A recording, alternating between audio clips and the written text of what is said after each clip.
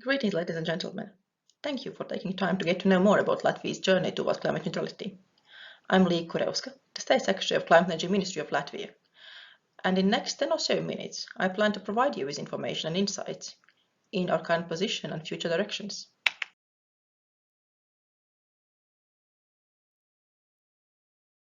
Let's begin with a brief introduction. We are a small country in Northern Europe, covering approximately 1.5% of combined territory of EU member states, and representing less than 0.5% of European Union's population. Despite our modest size, we treasure beautiful nature, a rich history, and proud traditions. Latvia stands among the most densely forested and least densely populated countries in Europe. Unsurprisingly, our greenhouse gas emissions represent just 0.3% of EU total emissions.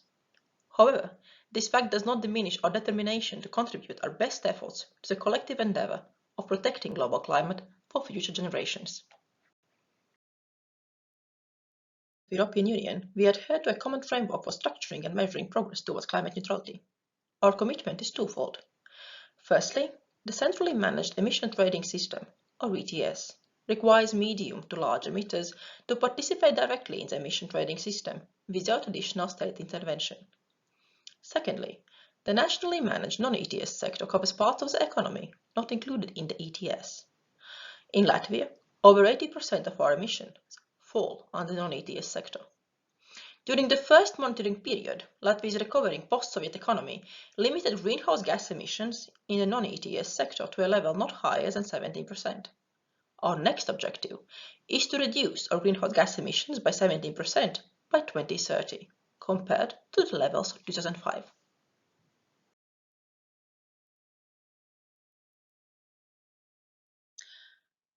To achieve our common goals, we have established an appropriate legal framework and robust institutional process. The Ministry of Climate and Energy serves as a moderator and guide among sectoral ministries and stakeholders. Additionally, a new committee of ministers on climate, energy and environment is being established to ensure harmonized approach across all sectors of economy.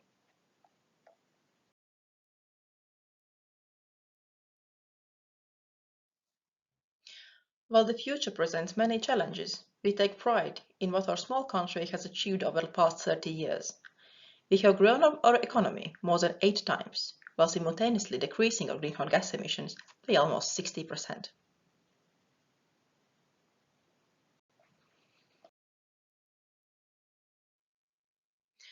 In the previous monitoring period, which lasted until 2020, we exceeded our set goal, managing to keep our greenhouse emissions at just 4.3 increase, 4 times less than it was anticipated.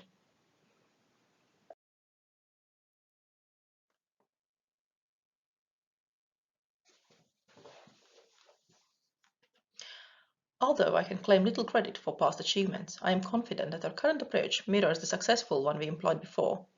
By taking our commitment seriously, critically evaluating our capacity, and seeking efficiencies based on the natural advantages our country enjoys. The current monitoring period, from 2021 to 2030, requires recalibration of our efforts due to considerably increased national ambition.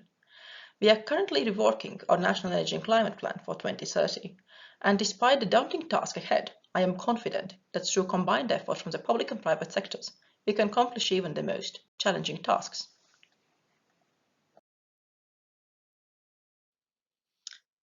To provide a glimpse of what we are doing, here are some of the policies we have established or are currently introducing. Concerning renewables, we strongly support transition away from fossil fuels. Our main focus for energy efficiency is on buildings, given our temperate climate and concern for heating losses.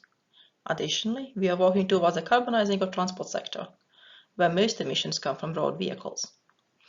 In times of information oversaturation and attention deficit, ensuring the citizens are armed with knowledge is pivotal for our policies to make genuine difference.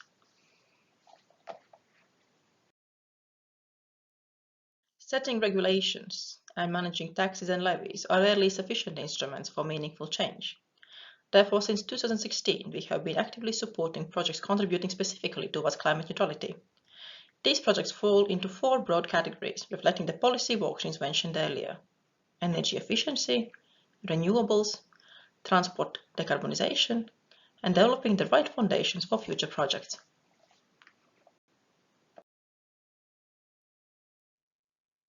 We have a Latvian saying that roughly translates to that while our eyes may fear the walk, our hands do not.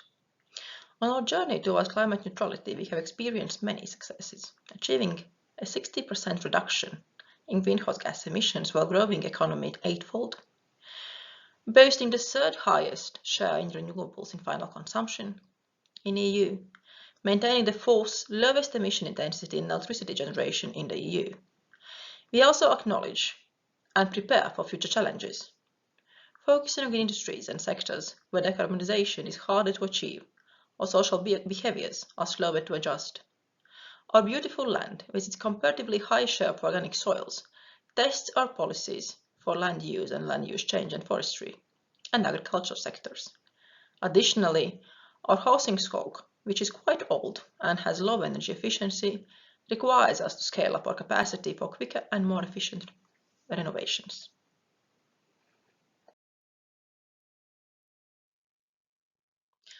Finally, I would like to take this opportunity to express my team's gratitude to all who have contributed to the country's assessment process. This experience helps us improve and grow.